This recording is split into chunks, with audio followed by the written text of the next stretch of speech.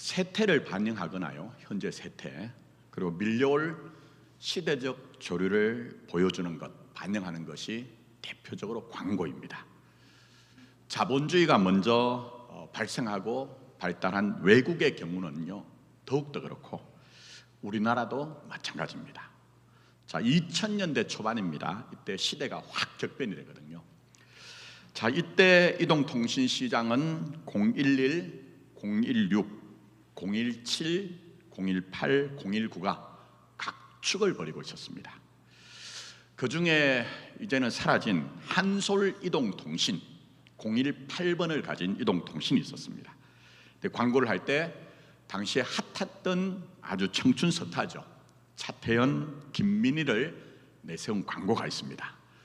25년 전이니까 아주 젊은 분들은 못 보신 분들도 계실 거고, 여기 계신 분들은 대다수가 연식이 되셔서 제가 이제 간단하게 설명드리면 기억이 나실 겁니다. 동영상은 못 보여드려요. 동영상을 보여드렸더니 딱지가 붙어가지고 설교가 못 나가더라고요. 자, 김민희가 다른 남자와 아주 행복해하고 있습니다. 자, 근데 이걸 보던 차태현이 눈물이 그렁그렁하면서 행복해하는 그녀를 바라보고 있습니다. 물론 따졌겠죠. 그러나 김민희 반응이 그렇습니다. 이때 차태현이 얘기합니다. 김민희에게 말을 하자 차태현이 뭐라고 하느냐, 나보고 상관하지 말라고 뭐 그런 얘기를 했다고 합니다. 자, 그러자 김민희 반응이 이렇습니다. 내가 네 거야. 맞는 얘기죠. 그러나 그 당시에는 그렇지 않습니다. 지고지순한 사랑, 묶여진 사랑, 뭐 그런 게 그 전시대에는 굉장히 좋은 사랑으로 이해됐거든요. 근데 이제 김민희가 도발적으로 내가 네 거야, 난 누구한테도 갈 수 있어, 이렇게 얘기합니다. 자, 그러자 이제 차태현은 이때 당시 한 번 보낼 때 굉장히 당시에는 비쌌습니다. 움직이는 메일이 있었어요. 저게 이제 동영상이 아니니까 여러분들이 저게 뭐냐 하지만 그 메일이 있습니다. 그래서 이제 보내는데 김민희가 그걸 보는 핸드폰을 보시면 요즘 젊은 분들은 저런 핸드폰도 있었나 하겠지만 당시엔 최신 폰, 이제 열고 닫는 폴더폰이 있었습니다. 그리고 메일을 확인합니다. 자, 보시면은 파워포인트이기 때문에 실감은 안 나지만 저게 막 움직여요. 돌아와줘, 내가 잘못했어, 돌아와줘, 이렇게 얘기합니다. 근데 이를 보던 김민희는 아주 단호하죠. 아주 단호하고 유명한 대사를 하죠. 그게 뭐죠? 사랑은 움직이는 거야. 사랑은 움직이는 거야, 이겁니다. 기억나시는 분도 계실 거예요. 그러나 지금 이 시대에 사랑은 움직이는 거야, 이거 굉장히 상투적으로 느껴져요. 상투적으로. 그러나 당시에는요, 사회적으로 문화적으로 엄청난 파격, 굉장한 여파를 끼쳤습니다. 뭐 직접적으로는 이 광고가 얘기한 것처럼 그 전 세대와는 다른 연애관, 현실에 충실한 거, 감정에 충실한 거, 그 세태를 이제 반영을 했고요. 그뿐만 아니라 2000년대는 스마트폰이 시작이 되어서 진정한 모바일 시대가 시작이 됐거든요. 그래서 이 사랑은 움직이는 거야라는 말을 상징으로 해서 여러 군데서 이 말을 패러디해서 차용해서 무엇은 움직이는 거야, 이렇게 해가지고 격변된 시대를 이제 반영을 했습니다. 근데 오늘 설교 제목이 제가 25년 전에 사랑은 움직이는 거야, 당신으로선 도발적인, 아주 도발적인 사랑은 움직이는 거야, 이제 제목을 차용했습니다. 물론 광고 내용과는 전혀 다른 의미예요. 그러나 사랑은 움직이는 것이란 겁니다. 사랑 움직이는 것. 여러분들이 이게 무슨 얘기냐 하실 수 있지만 한번 잘 따라와 보십시오. 자, 오늘 본문 앞에는 이제 사두개인들이 부활 논쟁을 통해서 예수님을 함정에 빠뜨리려고 했어요. 그러나 예수님을 꺾지 못했습니다. 이 소식을 들은 바리새인들, 당시에 바리새인들과 사두개인들은요 견원지간이었어요. 왼수의 관계였어요. 늘 으르렁거렸어요. 그러나 예수님을 함정에 빠뜨린 것, 예수님을 꺾는 데는 한 마음이었어요. 늘 그렇습니다, 세상은. 그래서 이제 바리새인들이 칼을 갈고 이제 예수님께 온 겁니다. 그 가운데 율법에 정통한 율법사 한 사람이 예수님께 어느 계명이 크니까 묻습니다. 좋은 의미는 아니에요. 그래서 마태복음과 누가복음에는 시험하려고 그렇게 했다 얘기합니다. 자, 근데 예수님께서는 여기에 대해서 내 마음을 다하고 목숨을 다하고 뜻을 다하여 주 너의 하나님을 사랑하고 이웃도 그렇게 사랑하는 것이다, 이게 바로 율법과 선지자의 강령이다, 이렇게 말씀을 하십니다. 근데 이 말씀을요, 스쳐 지나가는 것으로 여러분이 여기지 않고 나에게 주신 하나님의 말씀으로 여기면요, 굉장히 부담이 됩니다. 엄청나게 부담이 됩니다. 왜 그렇습니까? 마음이란 것이 감정의 문제가 아닙니다. 요즘 수요일 날 몸을 묵상하고 기도하다는 주제로 공부를 하지만 이미 짚었어요. 마음은 원어로 까르디아, 심장입니다. 직설적으로 번역을 하면 네 심장을 바쳐서 사랑하라는 거예요. 그러니 이게 얼마나 부담이 됩니까? 목숨은 더하죠. 목숨은 더합니다. 자, 그 다음에 그게 뜻이라고 하는데, 뜻은 디아노이아, 의지란 얘기입니다.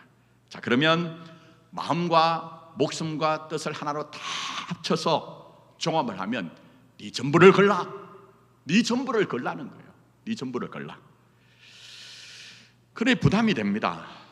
근데 성경을 보시면 이 본문만 아니라 성경에서 얘기하는 사랑은요, 정말 접근도 어렵고 이렇게 과연 사랑할 수 있느냐 하는 어떤 그런 불편한 마음이 듭니다. 자, 대표적으로 마태복음 6장에 예수님께서 기도를 가르쳐 주십니다. 자, 이렇게 가르쳐 주시죠. 우리가 우리에게 죄 지은 자를 어떻게 해요? 용서해 준 것 같이 우리 죄를 용서해 주십시오 라고 하면서 이어서 사랑과 관계된 용서에 대해 너희가 사람의 잘못을 용서하면 너희 하늘 아버지께서도 너희 잘못을 용서하시려니와 너희가 사람의 잘못을 용서하지 아니하면 너희 아버지께서도 너희 잘못을 용서하지 아니하리라고 하니까 이게 뭐 만만치 않거든요. 정말 어렵습니다. 이거 쉽다고 하면 정말 사랑해보려고 용서해보려고 노력하지 않았기 때문에 쉽다고 생각할 겁니다. 자, 또 더 나가서 마태복음 18장에 베드로가 예수님께 묻죠. 형제가 나에게 죄를 지었는데 몇 번이나 용서하면 될까요? 7번 용서하면 되겠습니까? 묻습니다. 자, 그러자 예수님 뭐라고 하십니까? 7번이 아니라 70번씩 7번 용서해라, 이렇게 얘기합니다. 근데 이것은 490번 용서하라는 얘기가 아니에요. 당시의 유대인들은요, 7번까지 참아주고 용서하고 그까지 하면 완벽하다는 거예요. 근데 예수님께서 이게 70번씩 7번이라는 것은 완전수 7이죠. 그게 또 다른 완전수인 10을 곱해가지고 거기에 완전수 7을 얘기해서 7번으로 만족하지 말고 더 나가보라는 그런 얘기예요. 더 나가보라. 근데 이어서 뭐라고 얘기하십니까? 비유를, 한 가지 비유를 말씀하십니다. 1만 달란트 빚진 종과 100데나리온 빚진 동료에 대한 얘기를 하십니다. 1만 달란트가 어느 정도일까요? 1만 달란트 계산하려면요 복잡합니다. 그래서 일단 한 달란트부터 먼저 생각하시면 됩니다. 한 달란트는 6,000데나리온입니다. 1데나리온이 쉽게 말씀드리면 오늘날 하루의 1급이라고 보시면 됩니다. 6,000데나리온이 어느 정도 될까? 16년간의 월급이 됩니다. 16년간의 품삯이 됩니다. 자, 그러면 오늘날 시급이 만원이라고 치고요, 하루에 8시간 일한다고 하면 8만 원을 벌 수 있잖아요. 그러면 한 달란트가 어느 정도 될까요? 16년치를 모아야 되는 거예요. 그걸 제가 계산해 보니까 약 4억 6천이 넘는 어마어마한 돈입니다. 그게 한 달란트입니다. 근데 한 달란트가 그 정도인데 1만 달란트래요. 1만 달란트. 이거 도대체 개인이 갚을 수 있는 수준입니까? 힘들죠. 예수님 당시에 이스라엘이 로마 제국에 바치던 세금이 어느 정도냐? 800달란트밖에 안 됩니다. 800달란트. 근데 1만 달란트랍니다. 구약으로 가면 다윗이 성전을 세우기 위해서 준비한 금이 있는데 그게 3,000달란트입니다. 그 어마어마한 성전을 짓는데 3,000달란트입니다. 또 시바 여왕이 솔로몬에게 선물한 금이 120달란트입니다. 그리고 어떻게 개인이 10,000달란트를 갚을 수가 있겠습니까? 도무지 불가능한 겁니다. 세상 말로 죽었다가 깨어나도 불가능한 수준입니다. 자, 그런데 주인이 그 사람을 불쌍히 여겨 탕감해 줍니다. 근데 이 사람에게는 동료가 있습니다. 동료가, 친구가 100데나리온입니다 이라고 얘기합니다. 그럼 100데나리온은 어느 정도 될까요? 한 데나리온이 하루에 1급이라고 얘기했습니다. 그러면 시급만으로 해서 하루 8시간 100일 동안 일한 값입니다. 그럼 한 800여만 원 됩니다. 근데 이 10,000달란트를 탕감받은 종은 자신이 밖으로 나와가지고 마태복음 18장 22절에 보니까 그 종이 나가서 자기에게 100데나리온 빚진 동료 한 사람을 만나 붙들어 목을 잡고 이르되 빚을 갚으라 하며 한데 전부 다 능동형이에요. 어쩌다가 그렇게 한 것이 아니라 마음먹고 자기가 결심하고 자기 동료를 찾아간 거예요. 그리고 더 나가서 목을 잡고라는 말은 원어는요 질식을 시키단 말이에요. 목을 잡고 질식을 시키다, 목을 매게 하다는 얘기예요. 얼마나 폭력적입니까? 무시무시하죠. 그래서 100데나리온 빚진 동료가 애걸복걸하면서 나에게 참아줘서 갚으리다 얘기를 합니다. 하지만 허락하지 아니하고 이에 가서 그가 빚을 갚도록 옥에 가뒀다고 얘기합니다. 근데 이를 지켜보던 동료들이 안타깝게 여기고 주인에게 가서 자초지종을 얘기합니다. 근데 이 100데나리온 빚진 동료는 참 착했던 사람인 것 같아요. 의도하지 않고 그렇기 때문에 갚겠다고 얘기를 합니다. 그래서 이 얘기를 들은 주인은 분노하면서 다시 10,000달란트 빚진 사람을 붙잡아 봐서 네가 마찬가지로 10,000달란트를 갚을 때까지 나올 수 없다고 옥에 쳐넣었다는 얘기입니다. 근데 정작 예수님은 이 비유를 말씀하시고 화살을 누구에게 돌릴까요?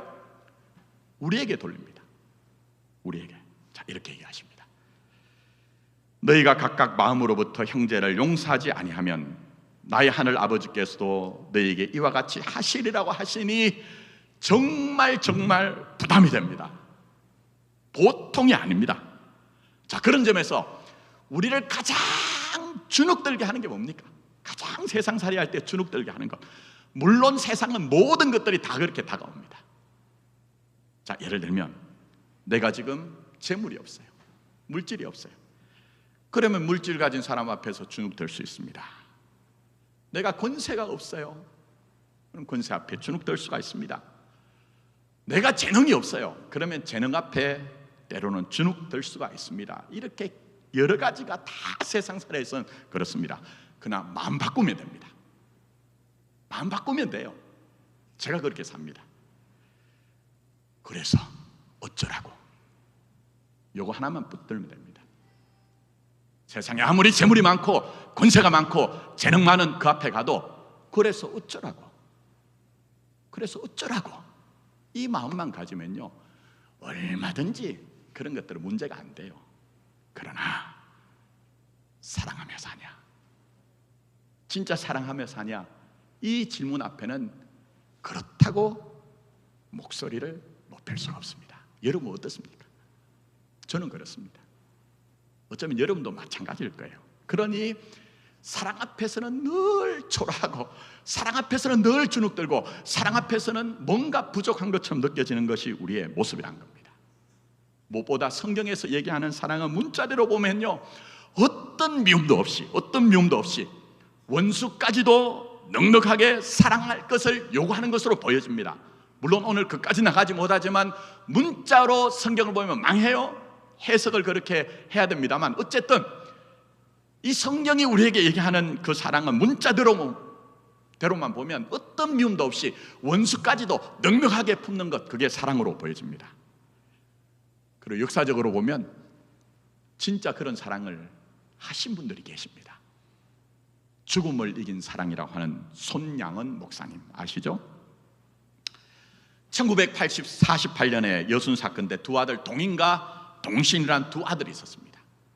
그런데 아시는 것처럼 그때 안재선이라는 공산주의에 경도된 청년이 목사님의 두 아들을 살해했습니다. 얼마나 괴로웠을까요? 괴로웠을까요? 지난주까지만 해도 찬양대 앉아서 찬양을 하고 주일학교 교사로 봉사를 했던 그 두 아들이 한순간 그렇게 죽음으로 다가왔거든요. 그러나 목사님은 각계 탄원을 해서 그 안재선이라는 사람을 살려냅니다. 그리고 용서합니다. 그런 놀랍게도 안타깝게도 양아들로 삼습니다. 얼마나 위대합니까? 우리는 이런 위대한 사랑을 사신 분들을 보면 왜 나는 그렇게 살지 못하냐 하는 마음이 들어요. 또 그렇게 강렬한 삶을 살지는 못했다 해도 우리 조금만 관심을 가지고 주변을 돌아보면요, 나보다 훨씬 더 충만한 사랑을 사시는 분들이 계세요. 저는 사실 따뜻한 말 하는 것이 쉽지가 않습니다, 기질상. 근데 어떤 분들은요, 정말 따뜻한 눈길, 따뜻한 말을 통해서 옆에 있는 분들, 격려하시는 분들 보면 와, 나는 목사인데 언제 내가 저분처럼 저렇게 될 수 있나 하는 자괴감이 듭니다. 그러나 아셔야 되는 게 있습니다. 성경에서 얘기하는 사랑은 강압이 아닙니다. 강압이 아닙니다. 기계적으로 혹은 마법적으로 적용하라는 얘기는 절대 아닙니다. 그게 아닙니다, 여러분. 그렇기에 두 아들을 죽인 살인자를 용서하고 양아들로 삼았던 손양은 목사님도 그 고통과 그 상처가 얼마나 깊었던지 이렇게 일기장에 글을 남기고 있습니다. 자, 이렇게 얘기하십니다. 사랑하는 두 아들 동인과 동신이 앉았던 식탁에 그 아들들을 죽인 제선을 앉히고 조반을 먹을 때 내 입안에는 밥이 아니라 모래알이 삼켜지듯 했다 얘기합니다. 사랑은 결코 쉽지 않습니다. 어렵습니다. 간단한 게 아닙니다. 그런 점에서 사랑은 하나님이 한순간 한순간 완전을 요구하신 게 아닙니다. 절대 하나님의 말씀 성경은 그렇게 요구하지 않습니다. 오히려 사랑에 대해서 좌절하고 포기하기 쉬운 우리들에게 오히려 설교 결론으로 내가 과정을 허락한다. 내가 과정을 허락한다. 그러니 포기하지 말라. 포기하지 말라고 말씀하고 계십니다. 그게 성경에서 우리에게 제시하고 있는 사랑의 본질, 사랑의 내용, 우리가 걸어가야 되는 신앙의 길이라고 그렇게 말씀하고 계십니다. 무엇보다 사랑에 대해서 가장 어려운 것은요, 예수님이에요. 예수님. 여러분, 예를 들면 예수님 마지막 십자가에서 뭐라고 하셨습니까? 십자가에서 예수님께서는 아버지, 저들을 어떻게 해달라고요? 용서해달라고. 저들을 용서해 주십시오. 저들이 하는 일을 저들이 알지 못하기 때문입니다라고 말씀하신 그 예수님이 내 마음속에서는 나는 저렇게 원수까지도 품었는데 너는 지금 뭘 하냐 하는 비교의 음성으로서 내 속에서 뭔가 귀에 쟁쟁하게 들려올 때 그렇지 못한 내가 얼마나 초라하고 비루하고 심지어는 내가 목사가 아닌 것처럼, 신앙인이 아닌 것처럼 느껴지거든요. 그러나 깊이 생각하셔야 됩니다. 성경 그렇게 간단한 내용이 아닙니다. 나중에 기회가 되면 제가 조금 더 분절해가지고 보겠습니다만, 만약 예수님의 의도가 모든 것들을 용서하는 것은 당연하고 쉽다고 하면 그런 내용이 아니라는 겁니다. 용서는 제가 앞에서 설명드린 것처럼 어렵습니다. 예수님의 그 십자가는 여러분이 단박에 모든 것들을 용서해야 하고 그것은 쉽다는 그런 의도가 전혀 아니라는 겁니다. 만약 그런 의도라고 하면요, 예수님이 아버지를 찾을 이유가 없어요. 그 마지막 순간에 아버지를 찾을 이유가 없습니다. 내가 용서했다고 선언할 것이고, 그러니 너희도 당연히 그렇게 해야 된다고 말씀하셨을 겁니다. 그러나 그 원대한 용서의 순간에조차도 예수님은 아버지께 구하는 모습을 통해서 그 정도로 용서는 쉽지 않다는 것을, 궁극적인 용서는 아버지께 있기 때문에 아버지께 구하는 것이라는 것을 우리에게 보여주고 계시는 것입니다. 그러니 여러분, 사랑에 대해, 용서에 대해 좀 쉽게 말씀드리면, 세상의 모든 왼수들은 다 내게로 와라. 세상에 어떤 불의들이 와도 다 나는 용서할 수 있다고 만용을 부릴 것이 절대 아니라는 거예요. 절대 아니라는 겁니다. 우리는 그렇게 될 수가 없습니다. 또 더 나가서 우리가 용서에 대해서는요, 누군가에게 우리가 강박할 것이 아니란 겁니다. 나도 그렇게 안 되는데 왜 타자에게, 내 이웃에게 그렇게 욕을 하냐 하는 것입니다. 특히 가해자가 피해자에게 왜 사랑하지 않느냐 하는 것은요, 그건 굉장히 뻔뻔한 얘기입니다. 뻔뻔한 얘기. 그래서 예수님을 잘 보십시오. 공생애 동안 예수님도 분명히 사랑 자체시죠. 하나님은 사랑이라, 하나님은 사랑이라고 하신 것처럼 예수님도 사랑 자체예요. 그리고 얼마나 사랑에 충만하신지 늘 주님의 곁에서는 약하고 가난하고 억울하고 눈물 나는 사람에게 따뜻한 시선을 보내주고 그들의 사정을 다 귀를 기르시고 그들의 문제를 해결해 주셨거든요. 그러나 분명한 것은 있죠. 하나님의 나라의 법과 식에 어긋나는 바리새인들에 대해서는 얼마나 혹독하게 대하셨습니까? 그러니 여러분, 사랑에 대해, 용서에 대해 내가 다 할 수 있다고 생각하는 것은 절대 적절한 것이 아니라는 겁니다. 다만 더 분명한 것은 사랑은 쉬운 것은 아니지만 더 분명한 것은 그렇기 때문에 포기하지 않아야 된다. 사랑 앞에서 여러분이 때로는 주눅이 들고 좌절이 되고 포기하고 싶은 마음이 있어도 그러나 포기하지 말라, 그렇게 말씀하고 계십니다. 그래서 제가 사랑에 관한 내용을 포기하지 않아야 된다는 것에 좀 이해를 시켜드리기 위해서 율법의 한 조항을 인용해 드립니다. 구약에서 여러분 많은 분들이 구약과 신약이 막 떨어져 있다, 필요 없다, 구약은 이렇게 하는 분들인데 절대 그렇지 않습니다. 자, 구약의 율법에 보면요, 동해보복법이란 것이 있습니다. 잘 아시죠? 눈에는 뭐죠? 눈, 이에는요? 이라는 겁니다. 자, 내가 어떤 사람이 와가지고 눈을 한 대 때렸어요. 이를 하나 부러뜨렸어요. 근데 왜 그런 법과 식을 얘기하실까요? 이게 복수하라는 얘기가 아닙니다, 여러분. 무슨 얘기냐면요, 그 정도면 거쳐라는 얘기예요. 제어를 하라는 거예요. 인간이 가진 본성이 뭡니까? 내가 눈 한 방 맞으면 가능하면 그 인간의 모가지를 꺾어놓고 싶은 거예요. 내 이빨이 하나 부러졌으면 이빨 하나로 만족하는 것이 아니라 저 왼수 내가 모가지를 꺾어놓고 싶은 거예요. 그것을 제어하라는 겁니다. 자, 그 다음에 두 번째 또 뜻이 있습니다. 세상은 힘의 세상입니다. 힘의 세상. 거기서 어떤 일이 생기느냐?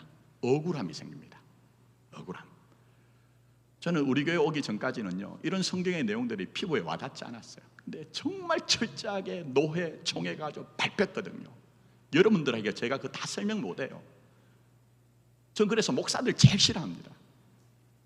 정말 하나님의 의에 대해서 똑바로 서야 되고 주님의 몸된 교회를 지켜야 되는 목사들이 얼마나 난도질하고 정말 제 살갗 하나하나를 벗겨내는 일을 경험했습니다. 그 일을 통해 성경의 진리를 알게 됐습니다. 세상은 힘의 세상이란 거. 그럼 어떻게 될까요? 힘의 세상에서는요, 힘센 놈이 힘 약한 분의 눈을 한 대 때렸습니다. 이빨을 부러뜨렸습니다. 그럼 어떻게 해요? 강한 힘을 가지고 온갖 수단을 가지고 그걸 면피합니다. 면피할 뿐만 아니라 마치 지하철에 탔을 때 빌런들 있죠? 자기가 발을 밟았어요. 그러면 미안합니다 하고 끝나면 돼요. 근데 뭐라고 얘기해요? 아니 당신이 왜 내 발 아래 당신의 발을 넣느냐, 이런 식으로 오히려 책임을 전가하는 경우가 있더라고요. 그럼 어떻게 됩니까? 힘 약한 사람은 억울하죠. 그러니 눈에는 눈, 이에는 이라는 것은 억울함을 발생시키지 마라. 힘의 세상 가운데서도 너희들은 하나님의 백성이니 그렇게 억울함을 만들지 말라는 내용이에요. 그게 바로 이에는 이, 눈에는 눈입니다. 그러면 이런 율법 조항은 오늘날 그대로 적용돼야 될까요? 그렇게 하시면 안 됩니다. 절대 그렇게 하시면 안 됩니다. 오늘날 이슬람을 신봉하는 국가 몇몇 국가를 제외하고는 직접적인 신체적인 그런 것들을 체벌을 하면요, 큰일 납니다. 그러나 분명한 것은 이에는 이, 눈에는 눈이라는 그 안에 담겨진 신앙의 진리가 있죠. 너 자신을 제어해라. 힘이 셀수록 제어해라. 떠나가서 너 주변에서 억울함이 있도록 하지 말라는 것은 오늘 우리에게 적용해야 되고 주님의 몸된 공동체인 우리 안에 적용돼야 하는 신앙적인 덕목이 되는 거예요. 버릴 것이 아니라는 거예요. 그래서 예수님께서 마태복음 5장 17절 18절에 뭐라고 얘기하십니까? 내가 율법이나 선지자를 폐하러 온 줄로 생각하지 말라. 폐하러 온 것이 아니라 뭐라고 해요? 완전하게 하려 함이라. 진실로 너희에게 이르노니 천지가 없어지기 전에는 율법의 1.1획도 결코 없어지지 아니하고 다 이루시리라. 다 이루시리라 말씀하셨어요.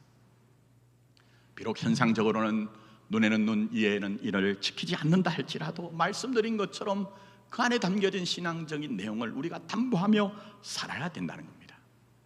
자, 그런 점에서 뭔가를 제시했을 때, 요구했을 때 안 됐다고 쉽게 좌절하지 마십시오. 뭔가 신앙적인 요구가 있을 때 내가 그것이 안 된다고 포기하지 말라는 겁니다. 더 나아가서 내가 뭔가를 완수했다고 해서 자만하지 않고 정말 하나님이 예수 그리스도를 통해서 우리에게 제시하신 그 하나님의 나라의 법과 식에 대해서 움직여 나가고 역동적으로 그렇게 살아내는 것, 그게 바로 우리의 삶의 내용이 되어야 된다는 겁니다. 그런 점을 생각해 보십시오. 인간의 인간됨이 어디 있습니까? 인간의 인간됨. 제가 영어로 표현해서 죄송합니다만 존재라는 말을 be라는 고정된 것으로 이해할 수가 있습니다. 그러나 그것은 안 됩니다. 오히려 역동적인 움직임이 있는 being이라는 말로 훨씬 더 우리가 사는 존재 본질을 드러냅니다. 자, 설명을 해볼게요. 간단하게. 여러분이 여기에서 있는 김선태 목사를 볼 때 김선태 목사라는 존재로 봅니다. 왜 그렇습니까? 지난주에도 설교하고 이번 주에도 설교하는 항상성이 있기 때문에 그래요. 제가 만약에는 설교를 지난주에 했는데 오늘 올라와가지고 목탁을 두고 이러면 어떻게 될까요? 안 되겠구나, 저거 이상하구나, 이렇게 돼요. 항상성이 있기 때문에 김선태 목사인 거예요. 그러나 여러분, 제가 정말 제 안에는 항상성만 있을까요? 정말 변하지 않는 것만 있을까요? 그렇지 않습니다. 여러분들이 다 볼 수 없고 이해할 수 없지만 지난주와 이번 주, 아니 심지어는 어제와 오늘, 심지어는 순간순간 제 안에는요 얼마나 많은 복잡한 것이 있는지 모릅니다. 양가적인 빛이 있으면 어둠이 있습니다. 절대 목사들에게 속으면 안 돼요. 지가 무슨 빛의 근원인 것처럼 자체적으로 얘기하는 것들은 전부 다 속이는 겁니다. 저도 제 안에 빛이 있다면 깊은 어둠이 있습니다. 제 안에는 사랑하고자 하는 마음이 있는 반면 지독하게도 미워하는 마음이 꾸덕꾸덕합니다. 꾸덕꾸덕합니다. 심지어는 제 자식 새끼도. 제가 이렇게 말씀드릴 수 있는 것은 지난 8월 15일 날 저희 큰놈이 아파가지고 급하게 병원을 찾는데 마음이 급하다 보니까요 뭐 조그만 일 가지고 저 애가 발칵하는 거예요. 저도 그래서 운전을 해가면서 제 애에게 얼마나 소리를 질렀는지, 너 앞으로 내 자식 하지 말라고. 때로는 용맹합니다. 담대합니다. 그러나 정말 두려움이 한이 없습니다. 때로는 넉넉한 마음이 있는 것 같은데 제 안에는 치졸함이 얼마나 강한지 모릅니다. 기타 등등. 때로는 그런 저 자신이 제가 참 불편해요. 너 그러고도 아직도 목사냐? 때로는 제가 저를 괴롭힙니다. 그러나 분명한 게 있습니다. 그럼에도 불구하고 저는 한 사람의 영적 순례자로서 정말 예수님과 함께 목사다움이 아니고요 한 인간으로 인간다움을 갖춰나가는 길을 포기하지 않아야 된다. 이거 마음에 담고 살고 있습니다. 자, 그러니 인생의 실체는 비가 아니라 빙이라고 얘기했습니다. 사랑도 그렇습니다. 사랑은 러브라는 명사로는 이해할 수 없습니다. 오히려 사랑은 움직이는 거야라는 광고 말처럼 러빙, 사랑함에 있는 겁니다. 그러니 과거에 어땠다는 것은요, 과거에 내 사랑이 어땠다는 것은 전혀 무력합니다. 오늘을 사랑으로 살려고 하는 것, 진짜 그것이 사랑이란 겁니다. 그냥 아무쪼록 좌절과 포기하지 마시고 온전한 사랑을 향해 나갔으면 좋겠습니다. 그래서 예수님이 사랑에 대해서 말씀하신 내용을 보셔야 됩니다. 목사 말을 보는 게 아니고요. 자, 내 마음을 다하고 목숨을 다하고 뜻을 다하여 주 너의 하나님을 사랑하라고 하죠. 근데 원래 원어 성경에서 보면 이 말의 순서가 전혀 다릅니다. 제가 원어를 직역해서 새역을 해서 읽어 드릴 테니 이게 어떤 의미인지 느낌인지 여러분이 받아보십시오. 자, 이렇게 순서가 다릅니다.